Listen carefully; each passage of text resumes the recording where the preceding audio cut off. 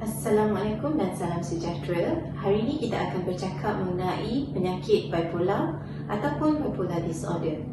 Penyakit bipolar adalah apabila seseorang pesakit itu mengalami gejala perbezaan mood daripada dua pola yang berbeza. Satu pola adalah kemurungan ataupun depression. Satu pola lagi adalah kegembiraan melampau ataupun mania atau hypomania. Penyakit bipolar terbahagi kepada dua jenis, bipolar 1 disorder dan bipolar 2 disorder.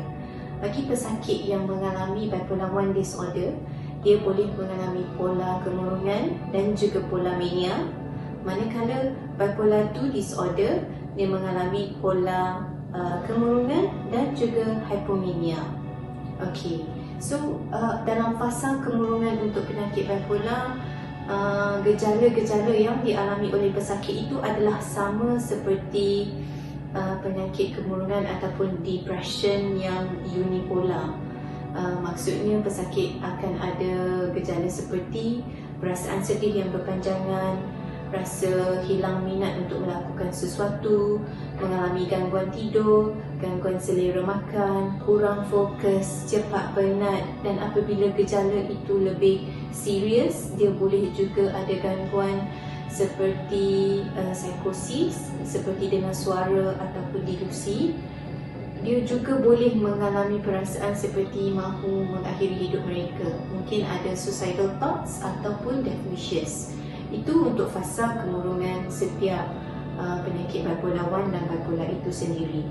Kalau bipolar 1, pesakit akan mengalami gejala mania. Mania adalah di mana fasa kegembiraan itu melampau ataupun terlampau tinggi. Apa yang berlaku? Mereka boleh rasa sangat bertenaga ketika tu, cepat untuk rasa marah, bercakap dengan laju, berkeyakinan tinggi, mempunyai banyak idea atau fikiran yang sangat laju, dan boleh ada perasaan yang kita panggil grandios. Grandios ni di mana dia merasakan seolah-olah dia ada keistimewaan yang lebih daripada orang lain. So kadang-kadang keistimewaan atau grandios ni dia boleh tahap psikotik, di mana kita panggil dia ada delusi grandios ni. Apa yang berlaku, dia mungkin merasakan keistimewaan ni seperti contoh mungkin dia Imam Mahdi, mungkin dia Rasul yang terakhir. Sekiranya pesakit yang ada mania ni, selalunya mereka akan mengalami gangguan dari segi fungsi harian dan memerlukan rawatan psikiatri yang segera. Dia berbeza dengan hypomania dalam penyakit bipolar 2 disorder, di mana hypomania akan mengalami gejala yang sama. Maksudnya fasa kegembiraan yang melampau, rasa bertenaga, mungkin kurang tidur, banyak cakap, banyak idea, fikiran lebih laju daripada biasa. Ada grandios, tapi tahap grandios dia tidak begitu kritikal seperti mania, tidak sampai tahap boleh ada delusi. Dan dari segi fungsi harian tu, pesakit masih boleh lakukan seperti biasa. Mengikut pelaporan daripada World Health Organization WHO, lebih kurang 1% di kalangan masyarakat kita yang mempunyai penyakit bipolar. Dan punca penyakit ini mempunyai pelbagai faktor. Antara faktornya adalah mungkin dari segi genetik ataupun sejarah keluarga.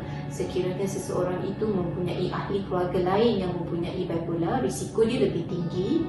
Mungkin faktor-faktor lain seperti psikososial, dari segi tekanan kehidupan, dari segi pengambilan bahan-bahan terlarang seperti dadah, pengambilan arak yang berlebihan dan tidak terkawal.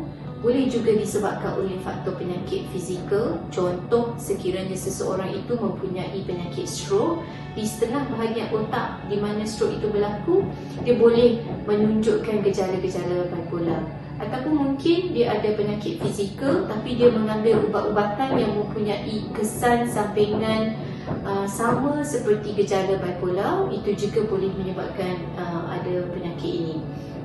So kalau kita lihat rawatan dari aspek psikiatri, dia ada 4 aspek yang kita fokus.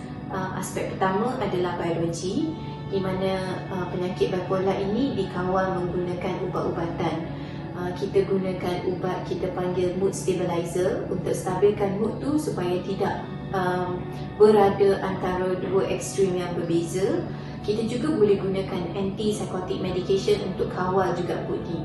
Kalau dari segi aspek kedua, kita lihat pula dari segi psikologi, di mana kita boleh memberikan rawatan terapi yang terbukti dapat membantu mengawal penyakit bipolar. Contohnya IPSRT, Interpersonal Social Rhythm Therapy.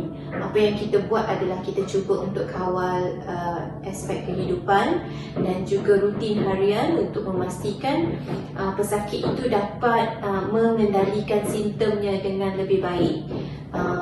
Aspek yang ketiga pula adalah dari segi sosial. So kita lihat dari segi sokongan keluarga, sokongan rakan-rakan sekerja, sokongan masyarakat untuk membantu penyakit itu mengawal gejala yang dialami. Aspek yang keempat, ada sesetengah pesakit dia